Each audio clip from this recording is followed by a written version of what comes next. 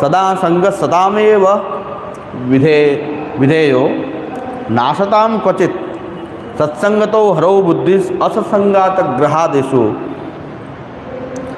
અને અસંતસ્તુ વિબોધવ્યા મતિમંતો નિજા અપી સંતો હરો રતિયુતા ઉદાસીના સદાશ્રિતા.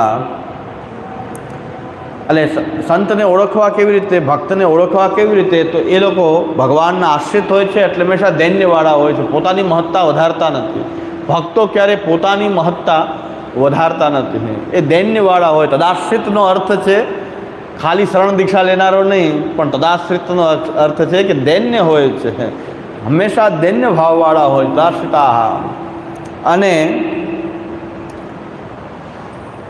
હરિમાં પ્રેમવાળા હોય છે, પ્રભુમાં પ્રેમવાળા, દૈન્ય દાસત્વવાળા, અને સાંસારિક વસ્તુઓથી ઉદાસીન હોય છે. ઉદાસીના તદાશ્રિતા.